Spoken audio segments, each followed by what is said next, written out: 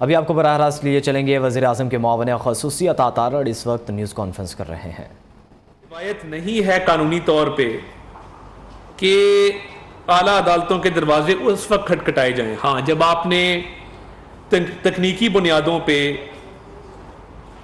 معاملے کو تاخیر کا شکار کرنا ہو، جب آپ نے تکنیکی بنیادوں پہ میرٹ کے اوپر بحث نہ کرنی ہو، تو پھر آپ اعلیٰ عدالتوں کے دروازے بھی کھٹکھٹاتے ہیں اور کسی ہیلے بہانے سے سٹے آرڈر بھی لینے کی کوشش کرتے ہیں۔ آج جب سماعت ہوئی تو بہت سارے سوال کیے گئے جس کا نہ ملزم کے پاس جواب تھا، نہ ان کے وکلاء کے پاس جواب تھا۔ یعنی آج جب نیازی صاحب سے یہ پوچھا گیا کہ کیا آپ نے توشہ خانہ کے تحائف لیے تھے؟ ہاں لیے تھے، مگر وہ میں نے فلاں اپنے افسر کو دے دیے تھے، میں نے ڈائریکٹ نہیں لیے۔ کیا آپ نے وہ تحائف بیچے تھے؟ ہاں جی بیچے تھے، مگر وہ فلاں بندے نے جا کے بیچے تھے۔ کیا توشہ خانہ کے تحائف بیچنے کے بعد جو رقوم حاصل ہوئی تھی وہ آپ کے اکاؤنٹ میں آئی تھیں؟ ہاں میرے اکاؤنٹ میں تھی، مگر وہ میرے اکاؤنٹنٹ کو پتا ہے، مجھے نہیں پتا۔ یعنی جب یہ تحائف لیے گئے اور ڈکلیئر نہیں کیے گئے، جب ان تحائف کے حوالے سے باقاعدہ بیگم صاحبہ کی طرف سے کہا جاتا تھا کہ ان کو ہوا نہیں لگنے دینی، ان کی تصویر نہیں کھینچنی، ان کو اپنے قریب رکھنا ہے، اور ڈانٹ ڈپٹ ملازمین کی جاتی تھی، تو اس وقت تو گھر میں کوئی چیز آئی ہو تو سب کو پتا ہوتا ہے کہ گھر میں یہ چیز آئی ہے۔ تو میں یہ بات سمجھنے سے قاصر ہوں کہ آج جب آپ سے سوال کیے جاتے ہیں تو آپ بالکل جواب نہیں دے پاتے اور آپ دوسروں پہ ڈالتے ہیں کہ یہ میں نے نہیں کیا، یہ فلاں نے کیا تھا۔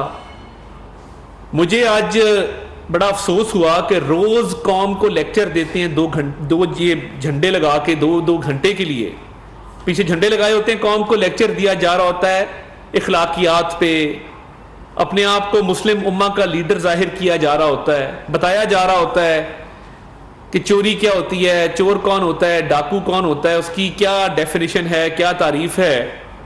اور اپنے گھر کے یہ معاملات ہیں کہ جب عدالت نے اب 11 ماہ کے بعد آپ نے جواب دے ہی دیا تو جواب یہ دیا کہ مجھے ان معاملات کا نہیں پتا، کسی اور سے پوچھ لیں، میرے پاس کوئی انفارمیشن نہیں ہے، میں تو بالکل نہ کبھی توشے خانے کے تحائف دیکھے، نہ اس چیز کا پتا ہے۔ یہ انتہائی افسوسناک ہے کہ آپ اتنی بہانہ بازی کر رہے ہیں کہ شاید ملک کی تاریخ میں کسی مقدمے میں آج تک اس طرح کے بہانے نہیں بنائے گئے جس کو انگریزی میں لیم ایکسکیوزز کہتے ہیں۔ آپ بتائیں کہ توشہ خانہ کے تحائف آپ نے لیے تھے، وہ کہاں بیچے تھے، کتنی رقم حاصل ہوئی تھی، جو رقم حاصل ہوئی تھی اس رقم سے کیا کیا گیا تھا۔ یعنی یہ تمام باتیں آپ کے وکیل علی ظفر صاحب الیکشن کمیشن میں جب یہ مقدمہ چل رہا تھا تو یہ تسلیم کر چکے ہیں، بینک الفلاح کے اکاؤنٹ کی تفصیلات بھی فراہم کر چکے ہیں، اور آپ پہ کیس یہ ہے کہ آپ نے تحائف لیے ڈکلیئر نہیں کیے، جو کہ ڈکلیئر کرنا لازم تھا۔ اس کے ساتھ ساتھ جب آپ نے یہ تحائف ڈکلیئر نہیں کیے تو جو ان سے رقوم حاصل ہوئی تھیں وہ آپ نے ایک بینک اکاؤنٹ میں جمع کرائیں، اور وہ رقوم مطابقت نہیں رکھتی جتنے کہ یہ تحائف بکے ہیں اس رقم کے ساتھ۔ کیا یہ قانون کے مطابق جائز ہے کہ ہر جو کمپلیننٹ ہے، ہر سائل ہے، اس کی درخواست سپریم کورٹ دوران سماعت جب ٹرائل کورٹ میں مقدمہ چل رہا ہو تو وہ فکس کر دے؟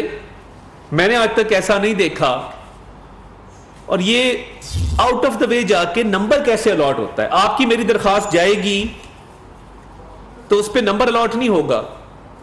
یہ واحد ملزم ہے، وہ یہاں درخواست ڈالتا ہے سپریم کورٹ میں، صبح درخواست ڈالتا ہے، دوپہر کو نمبر الاٹ ہو جاتا ہے، شام درخواست ڈالتا ہے، صبح نمبر الاٹ ہو جاتا ہے، اور وہ سماعت کے لیے مقرر بھی کر دی جاتی ہے۔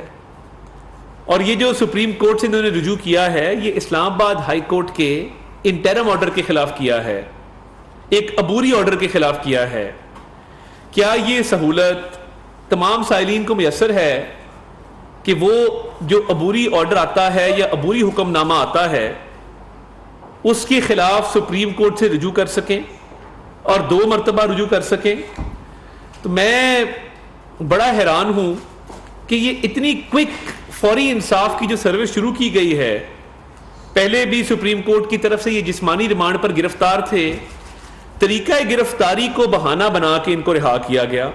پاکستان کی تاریخ میں کبھی بھی کسی ایسے ملزم کو جو جسمانی ریمانڈ پر ہو, تحقیقاتی ادارے کی تحویل میں ہو, اس کو کبھی رہائی نہیں ملی.